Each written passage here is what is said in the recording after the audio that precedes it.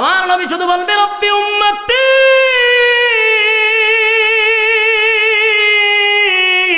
গোটা কিয়ামতের ময়দানে সবাই বলবে ইয়া রাব্বি নাফসি, আমার নবী বলবে ইয়া রাব্বি উম্মতি।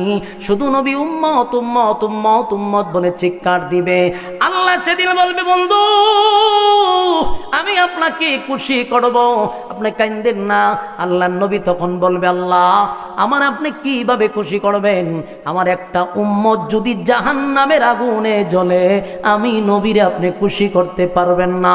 চিৎকার দিয়া কোন সুবহান। আমার নবীর কত মায়া, নবীর কত মায়া গো, উম্মতের জন্য নবীর কত মায়া কত মায়া। আজকে আমাদের দেশে নবীরে ব্যবহার করে জিলাপি আর বিরানি খায় ইচ্ছা মতে। নবীর বিরুদ্ধে কেউ কথা বললে, নবীরে কেউ গালি দিলে ভণ্ডগুলার কোনো প্রতিবাদ নাই, কোনো আন্দোলন নাই। আন্দোলন হইল জিলাপি লইয়া আর বিরানি লইয়া। আমি স্পষ্ট বক্তব্য দিতে চাই, নবীর নাম বিক্রি করে খাবি না। যদি বিক্রি করে খাইতে হয় নবীর জন্য রক্ত দিতে হবে। কথা কেন? নবীর জন্য রক্ত দিতে হবে। ভণ্ডামি ছাড়ো।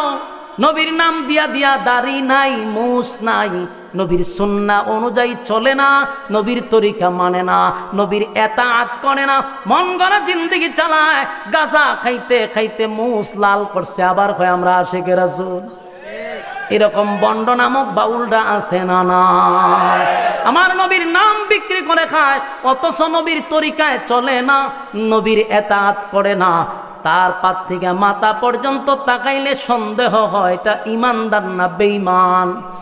দেখলেই বোঝা যায় বেঈমানের মতো, দেখলেই বোঝা যায় মালুর মতো। কিন্তু মুসলমানের সাইনবোর্ড লাগাইয়া শান্ত দেশটাকে অশান্ত বানায় আছে না নাই? কথা হয় না? আমার যুবক ভাইরা, আল্লাহ রাব্বি বলেন ওয়ালাসাউফা ইউতিকা রাব্বুকা ফাতারদা, আপনাকে আমি খুশি করব, অচিরেই খুশি করব, অচিরেই খুশি করব। এই বাচ্চাটা লয়ে বাইরে যান ভাই, বাচ্চা লয়ে বাইরে যান, অনেক বন্ধুদের কাছে বাইরে যান। ওয়ালাসাউফা ইউতিকা রাব্বুকা ফাতারদা, আমি আপনাকে খুশি করব। দিলের কান লাগায় শুনেন। আপনারা কি বিরক্ত হইতাছেন? বিরক্ত হইলে যে আমার ডাবল সুবিধা এটা জানেননি। আমি চাই আপনারা বিরক্ত হইতেন। কথাগুলি মনোযোগ দিয়ে শুনেন। এরপর আল্লাহ বলেন আলাম ইয়াজিদকা ইয়াতীমান ফাআওয়া, আল্লাহ বলেন আলাম ইয়াজিদকা ইয়াতীমান ফাআওয়া, বন্ধু আপনি কি এতিম ছিলেন না? এতিম ছিলেন না। এখানে একটা কথা বুঝবেন, আল্লাহ হঠাৎ করে নবী এতিম ছিলেন এই কথাটা কেন বললেন? কারণ খুব মনোযোগ দিয়ে শুনবেন। দুই বন্ধুর মধ্যে যদি অভিমান হয়, বন্ধুর মধ্যে যদি দূরত্ব হয়, বন্ধুরে বন্ধু খুশি করার জন্য অতীতের কিছু কথা বইলা বইলা বন্ধুরে সান্ত্বনা দেয়, ঠিক নেই? বন্ধুরে বুঝায় বন্ধু তুই যে বললি আমি তোরে ভুলে গেলাম, তুই যখনই মুসিবতে পড়স বন্ধু আমি তোর পাশে দাঁড়াই। তোর ব্যবসা চলে না বন্ধু আমি ফুজি দিয়া দেই। বন্ধু ওখানে সমস্যা হলে দৌড়াইয়া আমি যাই। অতীতে তোরে এই করছি, বন্ধু বিপদে পড়ছ উদ্ধার করছি। বন্ধুরে অতীতের কথা শুনাইয়া শুনাইয়া বন্ধু বুঝাইয়া দিল অতীত তোর সঙ্গে ছিলাম, এখনো আছি, ভবিষ্যতে থাকবো। সুবহানাল্লাহ। আল্লাহ ঠিক আয়াতের ব্যাখ্যা অনুযায়ী বন্ধুরে অভিমান ভাঙায় রে। দেখেন আয়াতের অর্থগুলো, আল্লাহ বলেন আলাম ইয়াজিদকা ইয়াতীমান ফাআওয়া, বন্ধু আপনি কি এতিম ছিলেন না? আপনি কি এতিম ছিলেন না? আপনাকে কি আমি আশ্রয় দেই নাই? তখন কি আপনারে ভুলছিলাম? যখন আপনি এতিম ছিলেন তখনই আমি আল্লাহ আপনারে ভুলি নাই। আর আপনারে নবী বানাইয়া বুঝি এখন আমি ভুলে যাব, এটা কেমনে কইলেন? আল্লাহ বন্ধুর কাছে অভিমান ভাঙাইতেছে। বন্ধু কেমনে কইলেন গো আমি আপনারে ভুলে গেছি, আপনাকে ভুলে গেছি। বন্ধু আপনি কেমনে বললেন আমি আপনাকে ভুলে গেলাম? যখন আপনি এতিম ছিলেন তখনই ভুলি নাই, যখন আপনি নিঃস্ব ছিলেন তখনও ভুলি নাই, তখনও ছিলাম, এখনো আছি, ভবিষ্যতে থাকবো। এরপরে আল্লাহ বন্ধুর রাগ ভাঙানোর জন্য আল্লাহ বলেন وَوَجَدَكَ ضَالًّا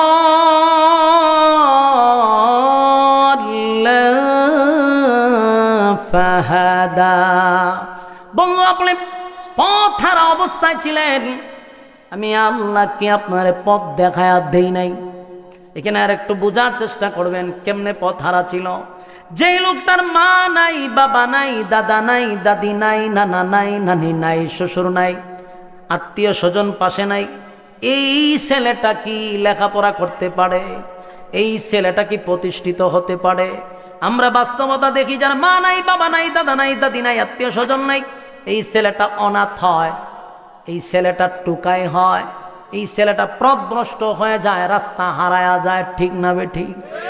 আল্লাহ বলেন ওয়াওয়াজাদাকা দাল্লান ফাহাদা। আপনি পথ হারা অবস্থায় ছিলেন, আমি আপনাকে পথ হারাইতে দেই নাই, আমি আপনাকে পথ দেখায়া দিছি। বন্ধু, তখনও তো আপনাকে ভুলি নাই, পথ হারা অবস্থায় আপনাকে পেয়ে পথ দেখায়া দিছি, পথভ্রষ্ট হতে দেই নাই। বন্ধু, কেমনে বললেন আমি আপনারে ভুলে গেছি? বন্ধুর রাগ বন্ধু ভাঙায় রে। আমার যুবক ভাইরা, একটু দিলের কান লাগায় শুনেন। এরপরে আল্লাহ বলেন ওয়াজাদাকা আইলান ফাআগনা। আল্লাহ বলেন আপনি নিঃস্ব ছিলেন, গরিব ছিলেন, গরিব ছিলেন, আমি আপনাকে ধনী বানায়া দিছি। সুবহানাল্লাহ। এ দেবিদ্বারের ভাইরা, এই জায়গাটাতে শিক্ষিত সমাজের মানুষ যারা আছেন, জ্ঞানী মানুষ যারা আছেন, বুঝবেন। আল্লাহ বলেন ওয়াজাদাকা আইলান ফাআগনা। আমি আপনাকে, আপনি গরিব ছিলেন বন্ধু, আমি আপনাকে ধনী বানাইছি। বলুন আল্লাহ কি বলছে? গরিব ছিলেন, কি বানাইছে? ভাই জোরে কোন, গরিব ছিল কি বানাইছে? আরো জোরে কোন, কি বানাইছে? এই কথাটা বারবার বলানোর উদ্দেশ্য হলো, আজকে বাংলাদেশে আমরা এই এত বছরে শুধু ওয়াজ শুনছি নবী গরিব ছিল, গরিব ছিল, নবীর পেটে পাথর ছিল, নবীর পাঞ্জাবির মধ্যে তালি ছিল। এই ওয়াজ জানে না এমন কোন মানুষ পৃথিবীতে নাই। কথা হয় না? দিই ওয়াজ খানো ধরে হুজুরা টান দিছে, নবী গরিব, নবীর পেটে পাথর, নবীর শরীরে তালি দেওয়া যুক্ত কাপড়। ওয়াজ শুনছেন না? এই ওয়াজ আপনারা যেই মুখস্থ করছেন, এর থেকে বেশি বাংলাদেশের নাস্তিকরা মুখস্থ কইরা রাখছে। আমাদের দেশের হুজুররা খুব সুন্দর করে নবী যে গরিব ছিল এই কাহিনীটা সুন্দর করে কয়, নবীর পেটে পাথর খানা পাইছে না, অথচ এই হুজুর ওয়াজ শেষ করে আবার মুরগের রানো গিয়া টান দেয়। তুই না কইলি আল্লাহ নবীর পেটে পাথর, নবী গরিব, তে খাস কেমনে গিয়া মুরগের রান? আমার যুবক ভাইরা, কথা সত্য মিথ্যা নয়, নবী গরিব ছিলেন, কথা সত্য। আল্লাহ নিজেই তো বলছে আপনি গরিব ছিলেন, নবীর পেটে পাথর ছিল, এটাও সত্য। কিন্তু আমার প্রশ্ন হলো, ওয়াজকালি এক পৃষ্ঠায় কেন, পরের পৃষ্ঠায় তো যাওয়া দরকার, কেন আসলি না? মক্কার মানুষ আমারে গালি দেয়, মক্কার মানুষ আমারে এত বাজে বাজে কথা বলল, মক্কার মানুষ বলে আল্লাহ আমাকে ভুলে গেছে, এইভাবে গালি দিল। 15 দিন আমি কানলাম, কেন আসলি না? জিবরাইল কয় হুজুর আমি আসতে চাই, কিন্তু মালিক আসতে দেয় না। আল্লাহ নবী চিৎকার দিয়ে বলে জিবরাইল, তাহলে মক্কার মানুষ যে বলল আমার মালিক আমারে ভুলে গেছে, ভুলে গেছে, কথাটা কি সত্য? জিবরাইল কয় হুজুর না, সত্য না, আপনার মালিক আপনারে ভুলে নাই, ভুলে নাই, কিন্তু কোরআন নাজিল করা বন্ধ করে দিছে, আমাকে মালিক আটকায়া দিছে আপনার একটা মিস্টেক হওয়ার কারণে। কারণ 3টা প্রশ্নের জবাব আপনার কাছে চাইল, আপনি বলছেন আগামীকালকে দিবেন, এই কথাটা আমার মালিকের কাছে মোটেও পছন্দ হয় নাই। আপনি যদি বলতেন ইনশাআল্লাহ, তাহলে আমি আয়সা পড়তাম, আমরা তো ইনশাআল্লাহ ছেড়ে দিছে, আর এটা আল্লাহর কাছে পছন্দ হয়েছে না, এই জন্য 15 দিন আমার আটকায় রাখছে। 15 দিন আপনি কাঁদছেন, ইনশাআল্লাহ না বলার কারণে মালিকের কাছে বক্তব্যটা পছন্দ হয় নাই রে। আমি আপনাদের কাছে জানতে চাই, আমাদের এখন করণীয় হলো প্রতিটা কাজে আমরা কি বলবো? ইনশাআল্লাহ। ইনশাআল্লাহ যেন না বলি। আরেকটা আমাদের আকীদা হলো নবীরা ভুলে না, নবীরা ভুল করে না, আল্লাহ ভুল করায়। কথা কেন? এটা হলো আমাদের আকীদা। নবীরা ভুল করে না, আল্লাহ ভুল করায়া দেয়। কেন ভুল করায়া দেয়? কারণ উম্মতদেরকে শিখানোর জন্য, উম্মতরা যেন শিখতে পারে। আমার যুবক ভাইয়েরা, তাই নবী একদিন না হয় ইনশাল্লাহ ভুলেই গেল। এই কারণে কি 15 দিন নবী ইনশাল্লাহ ভুলে গেছে? না, 15 দিন ভুলে নাই, আল্লাহ ভুলাইয়া দিছে। 15 দিন পরে জিবরাইল আসে, কারণ উম্মত যেন কিয়ামত পর্যন্ত আর ইনশাল্লাহ না ভুলে যায়। আমার যুবক ভাইয়েরা, তাই আমরাও বলবো, সব কাজে বলবো ইনশাল্লাহ। কথা কয় না? আমি মাহফিল শেষ করে বাড়ি যাব ইনশাল্লাহ। কথা কয় না? আমি এখান থেকে বাজারে যাব ইনশাল্লাহ। আমি বিবাহ করব ইনশাল্লাহ। আমি খানা খাবো তাও ইনশাল্লাহ। আমার কথা দিয়ে হয় না? রিবাব উড়ান, রিবাব বাড়ান, গলায় টানে। আমি খানা খাবো, এখানে কি বলবেন? ইনশাল্লাহ। যদি আপনি ইনশাল্লাহ না কন তাহলে খাই থাকতেন না। মাই বিশ্বাস হয়েছেন আপনারা? খানা রেডি, বাবুর্চি স্পেশাল খাবার রেডি করছে, রুশ পোলাও করে সব সাজায় রাখছে। আল্লাহ কয় খাইবি গিয়া দিল্লিতে, বাংলাদেশে খাই থাকতে না। বাস্তব না বাস্তব? খাইতে পারছে? বাবুর্চি দিয়া পাক করাইলো, সব সাজায় রাখলো। আল্লাহ কয় খাবি না, দিল্লিতে গিয়া জামাইয়ের সাথে বইয়া খাইবি। খাইতে পারছে? তাহলে কেন বুঝেন না ইনশাল্লাহর কত দাম? তাই তো খাওয়ান ফাঁক করছে বেচারাই, ইনশাল্লাহ কইছে না, তাই আল্লাহ বাংলাদেশে খাওয়াইছে না। আমি এখন থেকে আর ইনশাল্লাহ বলবো না, রাজি আছি তো? এই 15 দিন নবী কানলো এক ইনশাল্লাহর কারণে। এখন শুনেন, 15 দিন যে নবী কানছে, মক্কার যে পারছে সে ওই নবীর বিরুদ্ধে কথা বলছে, যে পারছে সেই গালি দিছে। নবীর কলিজায় আঘাতের পর আঘাত, ব্যথায় ব্যথিত, সবচেয়ে আঘাত পাইছে। মানুষে কয় আপনারে আপনার আল্লাহ ভুইলা গেছে, এটা নবী কষ্ট পাইছে। তাই আল্লাহ জানে আমার বন্ধু 15 দিন কাঁদছে, 15 দিন কষ্ট করছে।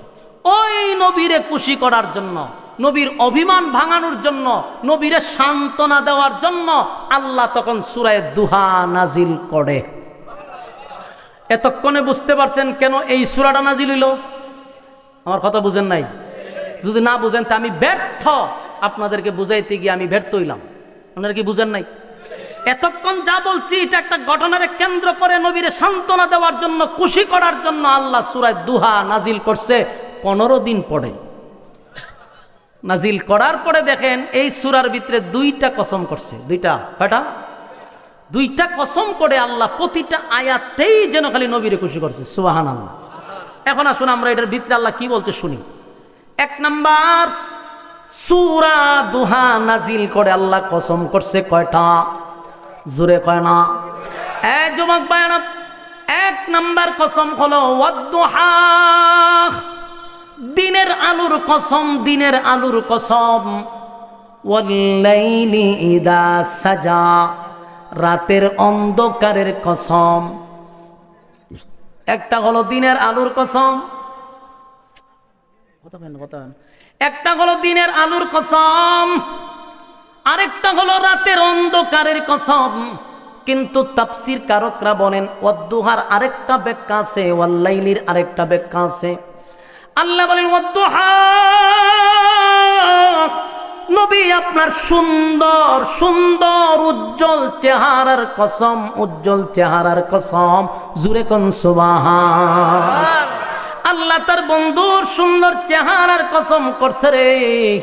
এরপরে বলেন ওয়াল-লাইলি ইযা সাজা, বন্ধু আপনার কালো চুলের কসম, আপনার কালো চুলের কসম। বন্ধুরে খুশি করার জন্য চেহারার কসম করছে, বন্ধুর চুলের কসম করছে। 2টা কসম কেড়ে আল্লাহ বলেন মা ওয়াদ্দাআকা রাব্বুকা ওয়া মা ক্বালা। 2টা কসম কেড়ে আল্লাহ বলেন মা ওয়াদ্দাআকা রাব্বুকা ওয়া মা ক্বালা, আপনার রব আপনাকে ভুলে নাই, ভুলে নাই, ভুলে নাই। বন্ধু 2টা কসম কেড়ে বললাম, আপনার সুন্দর চেহারাটার কসম, বন্ধু আপনার চুলের কসম। মা ওয়াদ্দাআকা রাব্বুকা ওয়া মা ক্বালা, আমি আপনাকে ভুলি নাই বন্ধু, ভুলতে পারি না। কেন আপনাকে ভুলব বন্ধু? আমি আপনাকে ভুলি নাই। এরপর আল্লাহ বলেন ওয়ালাল আখিরাতু খায়রুল লাকা মিনাল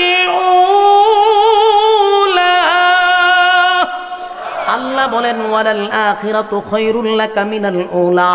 বন্ধু দুনিয়াতে আপনাকে যা দিলাম সব হলো স্যাম্পল। পরকালে আপনার জন্য আমি যা রাখছি সব হলো গোডাউন। সুবহানাল্লাহ। স্যাম্পল বুঝেননি আপনারা? কেউ চাল কিনতে গেছেননি দোকানে? বড় বড় চাউলের গুদামে গেলে দেখবেন প্লেটের মধ্যে কতগুলা চাউল নিয়ে মালিক বৈশা থাকে। আপনি যদি মনে করেন যে লোকটা ভিক্ষার জন্য বসছে, ভুল করছেন। অনেক সময় গিয়া যদি কোন বলে ভাই আসছিলাম চাউল কেনার জন্য, কিন্তু আপনি যে ভিক্ষুক সাইজা বৈশা রয়েছেন সেটা তো জানতাম না। মালিক আপনারে বলবো বেচারা বল তোর কয় টন লাগবো চাল খ, যা দেখতেছ সব হইল স্যাম্পল, পিছনে হইল গোডাউন। ঠিক আল্লাহ কয় দুনিয়ার নাজ নিয়ামত যা দেখছো, এই দুনিয়ার যা দেখলি বাড়ি গাড়ি নারী অট্টালিকা যা দেখছ সব বান্দারে আমি স্যাম্পল দিছি। পরকালে হইল গোডাউন। তাহলে স্যাম্পল আর গোডাউনের মধ্যে বেশ কম আছে না নাই? আমার যুবক ভাইরা, আল্লাহ বলেন ওয়ালাল আখিরাতু খায়রুল লাকা মিনাল উলা। বন্ধু আপনাকে আমি যা দিছি দুনিয়ায় সব স্যাম্পল, আপনার জন্য আমি গোডাউন রাখছি, পরকালে গোডাউন রাখছি। বন্ধু আপনারে যা দিছি কিছুই না, দুনিয়াটাই কিছু না, পরকালে আপনার জন্য বরাদ্দ রাখছি। জুরে কোন সুবহান। এরপর আল্লাহ বলেন ওয়ালা সাউফা ইউতিকা রাব্বুকা ফাতারদা। আল্লাহ বলেন ওয়ালা সাউফা ইউতিকা রাব্বুকা ফাতারদা। বন্ধু আপনাকে শীঘ্রই খুশি করব। এই আয়াতে আল্লাহ বলেন শীঘ্রই খুশি করব। তার মানে বন্ধু শীঘ্রই খুশি করবে। ঘটনা কি শীঘ্রই খুশি করবে? তাফসীর কারকরা বলেন তার তিনটা ব্যাখ্যা হতে পারে। ওয়ালা সাউফা ইউতিকা রাব্বুকা ফাতারদা, তিনটা ব্যাখ্যা হতে পারে। এক নাম্বার হলো নিশ্চয়ই নবীকে মেরাজের রজনীতে আল্লাহ ইনভাইট করবে, সেটার ইঙ্গিত আল্লাহ বুঝায়া দিল। ওয়ালা সাউফা ইউতিকা রাব্বুকা ফাতারদা, ওচিরে আপনাকে খুশি করব। দুই নাম্বার সিগন্যাল হতে পারে পরবর্তী মক্কা বিজয়, আমি আপনাকে মক্কা আপনার হাতে আবার তুলে দিব, মক্কা বিজয়, এটার ইঙ্গিত হতে পারে। তাফসীর কারকরা বলেন ওয়ালা সাউফা ইউতিকা রাব্বুকা ফাতারদা, এটার আরেকটা ব্যাখ্যা হতে পারে রে আল্লাহর পয়গম্বরকে পরকালে জাহানের সর্দার বানায়া দিবেন, আল্লাহর নবীকে সুপারিশকারী বানায়াবেন। নবীর সুপারিশে মানুষ জান্নাতে যাবে, নবীর উম্মতরা নবীর সুপারিশ পাবে। এই লিডার, এই নেতাগিরি আমার নবীর শুধু একমাত্র দেওয়া হবে। চিৎকার দিয়া কোন সুবহান। এই ওয়ালা সাউফা ইউতিকা রাব্বুকা ফাতারদা, এটা হতে পারে একটা কারণ। আমার যুবক ভাইরা, দুনিয়ার নেতারা যদি দলের জন্য মাইর খায়, দেখবেন ওই দল ক্ষমতায় গেলে যেই নেতা মাইর খাইছে রে, তার প্রমোশন বাড়ে না কমে? আরো জোরে। নেতারা যদি মাইর খায় তাইলে দলের কাছে তার মূল্যায়ন বাড়ে, তার প্রমোশন বাড়ে। আমার কথা কি আপনারা বুঝেন? বুঝলে উত্তর দেন। আওয়ামী লীগের সময় যেই সমস্ত নেতারা ইচ্ছা মতে বাদাম খাইল, এই নেতাদের এখন প্রমোশন বাড়ছে না কমছে? ওই নেতারা যদি ক্ষমতায় আসে তাদের সম্মান আর মর্যাদা আরো বেড়ে যাবে, কারণ মায়ের খাইছে, কথা হয় না? রাষ্ট্র ক্ষমতায় আসলে তাদেরকে ভ্রমণ করার সুযোগ করে দিবে, রাষ্ট্রীয় সফরে বিভিন্ন দেশে তাদেরকে ভ্রমণ করানোর জন্য পাঠাবে। আপনারা এনজয় করে আসেন। কি জয়? আরো জোরে কি জয়? এনজয়। নেতারা এনজয় করার জন্য আমেরিকা যাবে, চীন জাপান যাবে, আবার মালয়েশিয়া যাবে, থাইল্যান্ডে যাবে, সিঙ্গাপুর যাবে। রাষ্ট্রের খরচে এনজয় করতে গিয়া সাগরের পারে বৈশা বোতল টানবে আর হুর করে নিয়ে ডান্স দিবে। কারণ নেতাদের এনজয় তো এইটাই হয়, কথা হয় না? বোতল টানবে আর এনজয় করবে, আর হুর চতুর্দিকে নাচবে, ডান্স তো পাগলো ডান্স দিবে, এটাই হলো তাদের এনজয়। কি জয়? আল্লাহ কয় যদি মায়ের খাওয়ার পরে যদি তার প্রমোশন বেড়ে যায়, দুনিয়ার নেতার কাছে যদি দলের কাছে যদি তার প্রমোশন বেড়ে যায়, দলের কারণে মায়ের খাইছে, তার সম্মান বেড়ে গেছে, তাহলে আল্লাহ কয় বন্ধু আপনি আমার দল করতে গিয়া মায়ের খাইছেন গো, আপনি আমার দল করতে গিয়া গালি খাইছেন, মায়ের খাইছেন, আপনি চোখের পানি জড়াইছেন, আমিও চিন্তায় মালিক আপনারে আমি প্রমোশন বাড়ায়া দিব। সুবহানাল্লাহ। দুনিয়ার নেতারা যদি তার দলের লোকের প্রমোশন বাড়ায়, আমি আল্লাহ সিদ্ধান্ত নিলাম আপনার প্রমোশনটা বাড়ায়া দিব। জোরে জোরে কোন সুবহান।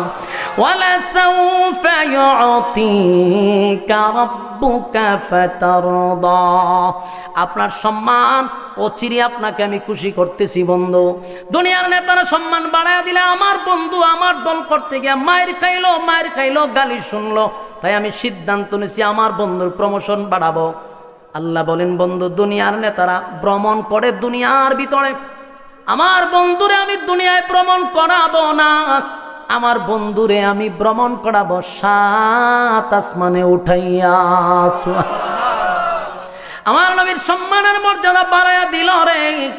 আল্লাহ কয় বন্ধু আপনারে ইনভাইট করলাম, স্পেশাল দাওয়াত দিল বন্ধুরে, সফর সঙ্গী বানায়া দিল জিব্রাইলকে।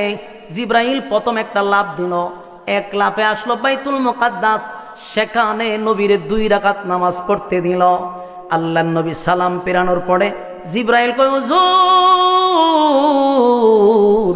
জানেননি আপনার পিছনে কারা নামাজ পড়ছে? না রে জিব্রাইল আমি জানি না।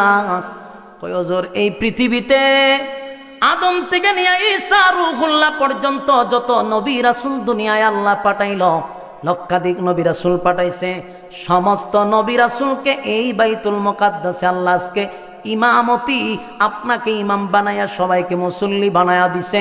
আর আজকের পর থেকে আপনার উপাধি হইল ইমামুল মুরসালিন। সুবহানাল্লাহ।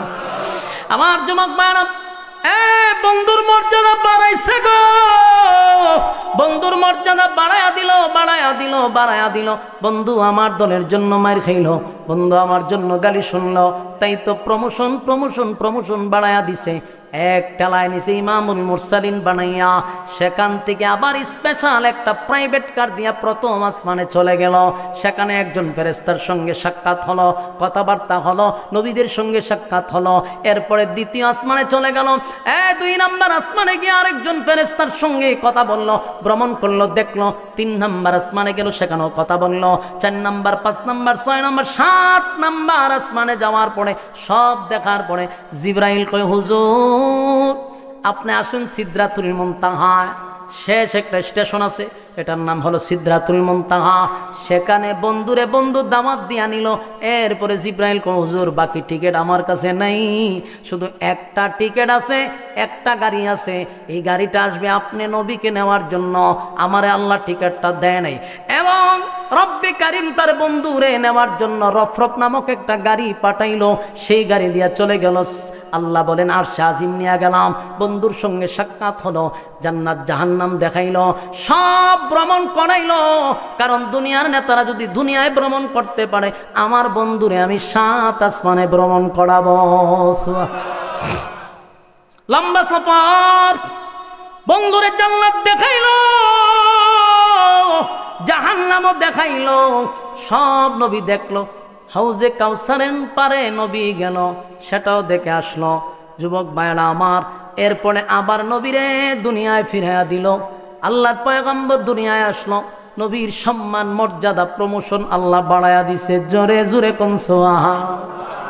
আমার যুবক ভাইরা, এই জন্য আল্লাহ এই আয়াতে বলেন ওয়ালা সাউফা ইউতিকা রাব্বুকা ফাতারদা। বন্ধু আপনাকে অচিরেই খুশি করব। এই আয়াতের আরো ব্যাখ্যা আছে। যুবক ভাইরা আমার, কিয়ামতের কঠিন ময়দানে যেদিন মানুষ বলবে ইয়া রাব্বি নাফসি নাফসি নাফসি নাফসি, আপনার মোড়া ফিরেও বলবে ইয়া রাব্বি নাফসি, আপনার চিকন ফিরেও বলবে ইয়া রাব্বি নাফসি, জড়াওয়ালায় বলবে ইয়া রাব্বি নাফসি। এই এমন কোন পীর ফকির নাই যে বলবে না ইয়া রাব্বি নাফসি। আদম নবীর থেকে নিয়ে ঈসা রূহুল্লাহ পর্যন্ত সমস্ত নবীরা যেদিন বলবে ইয়া রাব্বি নাফসি নাফসি, সবার স্লোগান যখন হবে ইয়া রাব্বি নাফসি, একটা স্লোগান হবে রে ব্যতিক্রম। এই স্লোগানটার নাম হলো ইয়া রাব্বি উম্মতি। সুবহানাল্লাহ। নিজেরা লাল নীল বাতি জ্বালায় মাহফিলে উঠে দেখবেন, ওরে বাবা রে বাবা, বাবা রে বাবা, সারা শরীরে খালি বাতি জ্বলে, লাল নীল বাতি জ্বলে, এমন খাবার কিনতে টুপি একটা 22 লম্বা, আর কি লাগায়া মাগায়া মেকআপ সেকআপ লাগায়া যেমন বোঝা যাত্রা ফলাতাইছে। হেউই ওয়াজ করে নবীর, এর এওই আমার হয় আমার নবীর শরীর 13টা তালি ছিল। হ্যাঁ, নবীর শরীরে যদি 13টা তালি থাকে, তুই দি পাল্লার সাজাইছ, দেখলি তো বুঝা যাবে অদ্ভুত প্রাণী, ভয় লাগে। বেডা না বেডি আমার সন্দেহ লাগে। ওয়াজের নামায়া তালিবালি করে না আছে তো হুক্কুর হাক্কুর কুতানি মুতানি দিয়া, এরপরে হয় সময় নাই। এক বক্তারে ওয়াজও দিছে, হুজুর সূরা ইখলাসের তাফসীর করবেন, লেখা বিষয় সূরা ইখলাস। হে ওয়াজ করছে শুনেন, সূরা ইখলাসের তাফসীর দিছে তো কুল হুয়াল্লাহু আহাদ। আল্লাহ কইছে কুল, নবী আপনি বলুন। কোন নবী কে চিনছেননি? নবী হলো হাসান হুসাইনের নানা, হাসান হুসাইনকে চিনছেননি? ফাতেমার ছেলে, ফাতেমাকে চিনছেননি? ওই শুরু করতে করতে করতে শেষে গান টান গায়া কুতায় মুতায় কয় আহা সময় পাইছি না তো কুল ফাল্লার তাফসীর করতাম, শেষ কারবালার দেশে। এই হলো আমাদের দেশের বাংলাদেশের তাফসীরের অবস্থা। আমি জানি এখানে অনেক মানুষের মন খারাপ হইবে, আপনার মন খারাপ হইলে আমার কসুনি। আমি আশরাফি হক কথা বলতেছি এই মাডল আমসিপুর থেকে। আমি যে জায়গার জন্ম নিছি আপনি খবর লিয়া দেখেন, এই জায়গাতে জন্ম নিছি যেখানে লাল নীল বাতি জ্বলে, এখানে লাল নীল বাতির মধ্যে আমি আগুন লাগাইয়া এগুলো ফুইরা এরপর আমি হারাইছি। আমার এই এরার ব্যাপারে আমার ফতোয়া দিয়ে না, আমি তা দেখতে দেখতে বড় হইছি। সুতরাং বন্ডদের ব্যাপার অন্তত আমার সাথে কোনো আপোষ হবে না। আমার কথা হলো এলেম তো আমারও নাই, আমি বলি না যে আমি পণ্ডিত, কিন্তু যতটুকু ওয়াজ করবো ততটুকু স্টাডি করতে হবে। বাপদাদার ইচ্ছা করে তো পাবলিকের সামনে আমি বয়ান করলে চলবে না, আমার স্টাডি করে বয়ান করতে হবে। তুমি বয়ান করলা ও ওয়াজাতাকা আইলাম ফাগনা, নবী গরিব ছিল, আল্লাহ বলছে ফরের জায়গায় আল্লাহ আপনাকে আমি ধনী বানাইছি, তো ধনী শব্দটা ইউজ করো না কেন? হ্যাঁ, গরিব বানায় এত দিলে 12টা বাজাইয়া নাস্তিকরা এই ওয়াজ দিছে বাংলাদেশে মগস্ত করাইয়া। এখন 2025 সালে যখন কোনো আলেম রাজনীতির মঞ্চে দাঁড়ায়, রাম বাম সুশীলরা আমাদের কয় হুজুর রাজনীতি করতেন কেরে, হুজুর রাজনীতি করতো কেরে, হুজুর থাকবো মসজিদ ও মাদ্রাসায়, হুজুর থাকবো জানাজা, হুজুর থাকবো দোয়া, হুজুর কেরে রাজনীতি। এই কথা বলার সাহস কেন পেয়েছে জানেন? এই গরিব ওয়াজে। কথা বুঝতেছেন?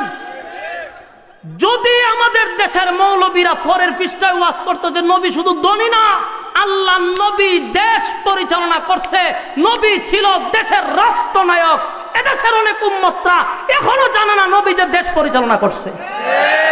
অনেক মুসল্লি জানেই না যে নবী যে একসময় দেশের প্রেসিডেন্ট ছিল, অনেক উম্মত জানে না। আমার কথা বিশ্বাস হয় না? এই ওয়াজ তো কান পর্যন্ত পৌঁছায় নাই যে নবী দেশের রাষ্ট্রনায়ক ছিল। এই ওয়াজ করলে তো ইসলামের সম্মান বাড়ে না কমে? তুই গরিব গরিব কইয়া ইসলামটা কই নিছস? গরিব তো ছিল, আমি অস্বীকার করি না, কিন্তু আল্লাহ তো বলছে ধনীও বানাইছি, আল্লাহ তো নবীরে দেশ পরিচালনা করার ক্ষমতা দিছে, নবী রাষ্ট্র চালাইছে, সেই ওয়াজ করস না কেন? আর এই ওয়াজ না করার কারণে আজকে 2 টাকার সুশীলরা আমদারে কয় রাজনীতি পাইছেন কৌ, আমদারে কয় রাজনীতি বলে ভাইসি কই। আমার হাসিটা জায়গায় কথাটা শুনলে বিশ্বাস করবেন, আমার মনে হয় যে আমি 2 মিনিট হাসি, গইরা গড়ি হইরা হাসি, হাসতে হাসতে এরপরে গিয়ে হেরে ধরি। আরে বেটা তুই যে আমার অদ্ভুত প্রশ্ন করে আমি রাজনীতি পাইছি কৌ, এটা অদ্ভুত প্রশ্ন না। আমি তো তোর প্রশ্নের জবাব দিতে পারবো যে আমি কোরআনে রাজনীতি পাইছি, নবীর সুন্নাত থেকে পাইছি।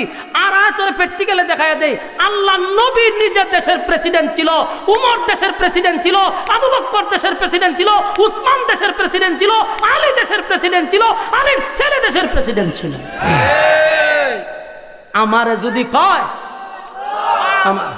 আমারে যদি কয় রাজনীতি পাইছি কই, কারণ ই মরা স্লোগান দিয়েন না, যে জাতি মইরা গেছে এর সামনে কি এর স্লোগান? এটা খবরস্থানের স্লোগান দিলে তো মুর্দার ওটা জীবিত হইতো। হেরার কাছে যে ওয়াজ করতেছি এটা আমার বেশি। আমি যখন বুঝতেছি আমার ওয়াজে অনেকেই মন খারাপ হয়ে গেছে, মানে আওয়াজে বোঝা যায় যে হুজুর ওয়াজটা পছন্দ হইতেছে না। আপনার পছন্দ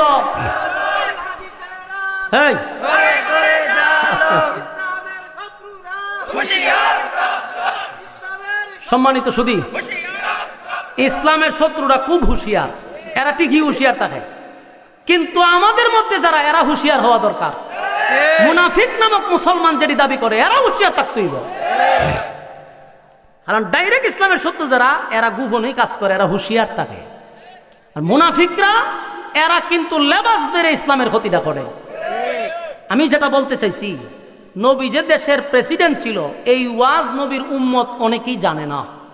আর এই ওয়াজটা যদি সচরাচর হইতো, কসম খোদার আজকে 1.5 টাকার সুশীলরা আমাদেরকে বলতো না যে হুজুর রাজনীতি পাইছেন কোথায়। কারণ আমি তো যদি ওয়াজ করতাম আমার নবী দেশের প্রেসিডেন্ট, সাহাবায়ে কেরাম দেশের প্রেসিডেন্ট, আমি হুজুর কই থেকে রাজনীতি পাইছি তুই বুঝস? কেন কইছিলাম যে আমার হাসি উঠে, আমি এখন আপনার জবাব দেই। যারা আমাদেরকে প্রশ্ন করে যে হুজুর রাজনীতি পাইছেন কোন, আমার তো জবাব আছে, আমি জবাব দিতে পারবো। কিন্তু সান্ধু, আমি যদি তোমার ধরে লাই যে তুমি রাজনীতিরে পাইছো কো, তুমি কি জবাবটা দিবা? আমার জবাব তো, তুমি কি জবাব দিবা? জবাব যদি না দিতে পারো আমি বইলা দিই তুমি কোথায় পাইছো। তোমার রাজনীতি হলো ফেরাউনের রাজনীতি, তোমার রাজনীতি হলো নমরুদের রাজনীতি, তোমার রাজনীতি হলো সাজ্জাদের রাজনীতি, তোমার রাজনীতি হলো আবু জাহিল্লার রাজনীতি। আমার রাজনীতি স্বয়ং মুহাম্মদুর রাসূলুল্লাহ সাল্লাল্লাহু আলাইহি সাল্লামের রাজনীতি। তুমি কার সাথে কি লাগাও? যদি কোনো আলেমদেরকে বলে, কোনো সুশীল নামক নাস্তিক যদি আপনাকে বলে হুজুর রাজনীতি পাইছেন কই, তাফা দিয়া ধরবে না বেটা রাজনীতি কই পাইছে, আমি তোর 100 প্রমাণ দিব। কিন্তু শেষে তুই উত্তর দিয়া যাবি তুই রাজনীতি করতে পাইছিস, তুই বলে যে তুই রাজনীতি করতে পাইছিস। তোর রাজনীতি টান দিলে কই পর্যন্ত দেখতেইব, টানলে অবশ্যই ফেরাউন পর্যন্ত যাইব। কারণ নেতা চিনা যায় তার কর্মী দেখলে, কর্মী চিনা যায় তার নেতা দেখলে। যাকে আপনি মহব্বত করবেন তার প্রভাব আপনার উপরে পড়বে। আপনি যদি ফেরাউনের সংবিধানে আসেন তাহলে আপনার মধ্যে ফেরাউনের প্রভাব পাওয়া যায়। আপনার রাজনীতি দেখলে বোঝা যায় আপনি ফেরাউনের রাজনীতি করেন। আর মুহাম্মদুর রাসূলুল্লাহর রাজনীতির মধ্যে খুন খারাপি নাই, চাঁদাবাজি নাই, টেন্ডারবাজি নাই, মানুষ মারা নাই, দেশের টাকা লুটপাট করা নাই। সুতরাং এই সমস্ত রাজনীতি করে গেছে ফেরাউন, রাজনীতি করে গেছে নমরুদ্দা। বাস্তব না বাস্তব? এই জন্য ওয়াজ শুধু গরিবের ওয়াজ চলবে না, ওয়াজ চলবে নবী দেশের প্রেসিডেন্ট ছিল। বাস্তব না বাস্তব? যেই সমস্ত মেকআপ ওয়ালা লাল বাতি লাগায়া কয় নবী গরিব ছিল আর ওয়াজ কইরা কইরা যায়, জীবনে আর মুখে শুনছি না নবী দেশের প্রেসিডেন্ট ছিল। বেচারা আল্লাহর নবী দেশ পরিচালনা করছে, ওয়াজ কর, তাহলে তোরে জিজ্ঞাসা করবে না তুই রাজনীতি পাইছিস কো। আজকে আমাদেরকে প্রশ্ন করে আমরা রাজনীতি পাইছি কো। সম্মানিত সুধী, আমরা যদি এই প্রশ্নের জবাব দিতে পারি তাহলে একটা কথা জেনে রাখবেন, আগামীর দেশ হবে ইসলামের দেশ, আগামীর বাংলাদেশ হবে ইসলামের বাংলাদেশ। এই যে ঠিক কইছেন না, প্যান্ডেলের ভিতর পর্যন্ত। এরপরে আমরা 500 টাকায় গুড়ায় বিক্রি হই, রং সার কাছে ইমান বিক্রি করে। এক গুরু মার্কা দাঁড়াইছে, আয়া গুরু মার্কায় দেহে শ্বাস হলো প্রচুর মানুষ, গুরু মার্কায় চিন্তা করলো সব বনায় মানুষের দিয়ে অভাব নাই, তো চিন্তা করলো আপনারা একটু চা খান, কইছে এরা সবাই রং চা খাওয়া।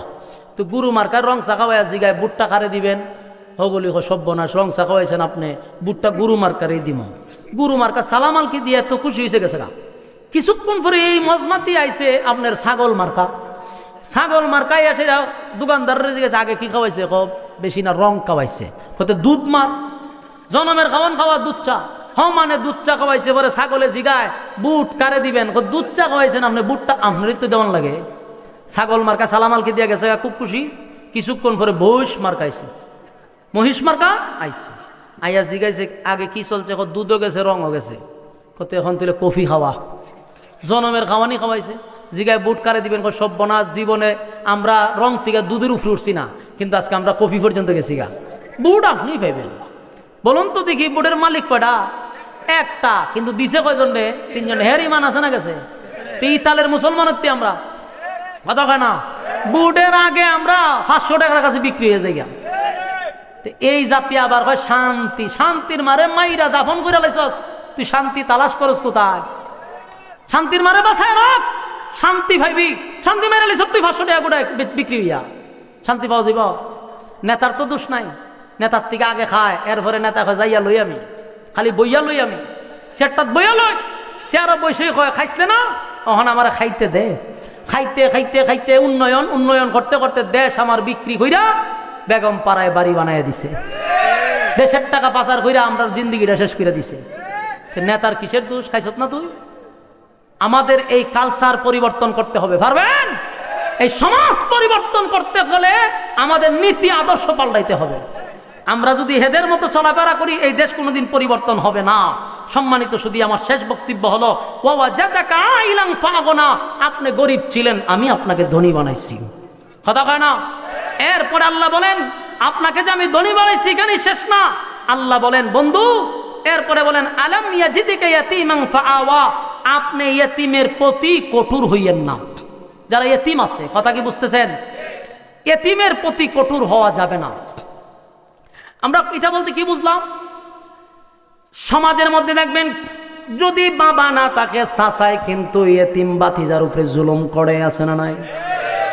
হ্যাঁ, সম্পদ বাপের সম্পদ চাচায় লিখে নিয়ে গেছে ছোট থাকতে, এটা একটা জুলুম করলেন আপনি, এর জবাব আছে না নাই?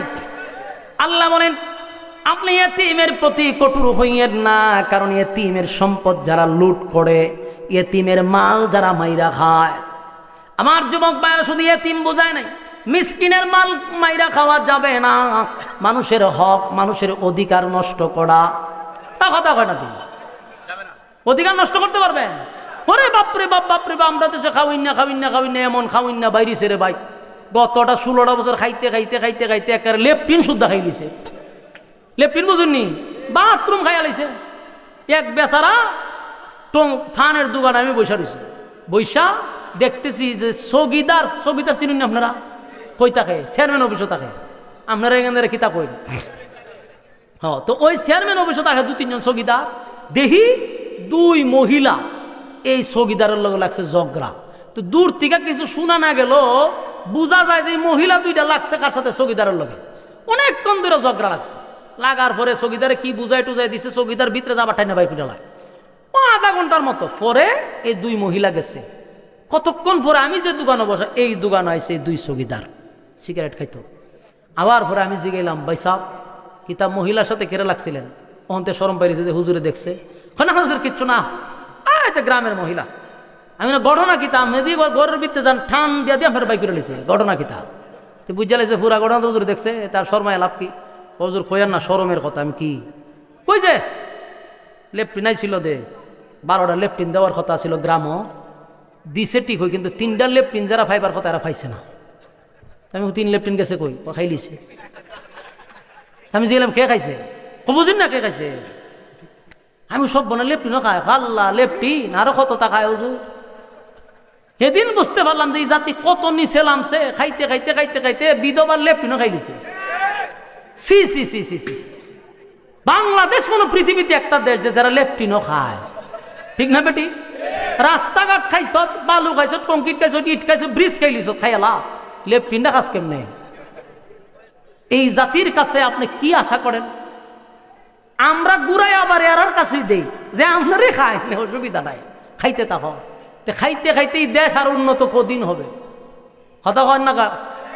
খাইলো তো সবাই। এখন যারা আছে এরা কি খায় না? জনমের খাওয়ান খাইতেছে। ভাববেন না যে এখন যারা বসে এরা খায় না, এরা আরো বেশি খাইতেছে। এখন বাইরিব, একদিন আসবে এদের খাওয়ানো বাহির হবে ইনশাআল্লাহ। হাজার হাজার রক্তের উপর ভর করে যারা বসে মুছের মধ্যে তেল লাগায় ঘুরতেছ, জবাব জাতি তোমাদের কাছেও চাইব ইনশাআল্লাহ। তোমরাও জাতির সাথে তামাশা করতেছ, লাইনে ফিরে আসো, না হয় এই জনতা যদি আবার কেফে, অস্তিত্ব থাকবে না। সম্মানিত শুধু আল্লাহ বলেন বন্ধু, ইয়তিমের উপরে আপনি কঠোর হবেন না। ইয়তিমের মাল, ইয়তিমের হক নষ্ট করা যাবে না। আমাদের দেশের বিধবা সহ, বৃদ্ধাদের বাতা সহ এদেশের কোনো কিছু বাদ নাই যে মাইরা খাইছে না। বলুন আল্লাহর কাছে জবাব দিতে হবে কিনা? আল্লাহ পরের আয়াতে কয় আপনি মানুষের সঙ্গে উচ্চ আওয়াজে কথা বলবেন না, মানুষকে তুচ্ছ তাচ্ছিল্য করবেন না। এরপরে বলেন ওয়া আম্মা বিনিয়ামাতি রাব্বিকা ফাহাদ্দিস, আল্লাহ আপনাকে যেই পরিমাণ নিয়ামত দিছে সেই নিয়ামতের কদর করেন, নিয়ামতের কদর করতে থাকুন। আল্লাহ আমাদেরকে যে নিয়ামত দিছে আমরা মালিকের নিয়ামতের উপরে শুকরিয়া আদায় করতে রাজি আছি তো ইনশাআল্লাহ? কারা কারা রাজি? হাত তুলে দেখায়া দেন। লিল্লাহি তাকবীর, লিল্লাহি তাকবীর। রাজি আছেন তো ইনশাআল্লাহ? আমরা এই কথাগুলির উপরে বলনেওয়ালা শুনলেওয়ালা উভয় সহি সহি আমল করতে রাজি আছি ইনশাআল্লাহ। আল্লাহ আমাদের সবাইকে কথাগুলির উপরে বলনেওয়ালা শুননেওয়ালা সবাইকে আমল করার তৌফিক দান করুক, আমিন। সম্মানিত সুধী শুনেন, আমার পরে একজন একটু ওয়াজ করবে, এরপরেই সাইদ আহমদ কলরব আসবে। আমি ফোনেও কথা বলছি যে আসতেছে ইনশাআল্লাহ 10টার ভিতরেই কলরবের সাইদ এখানে উপস্থিত।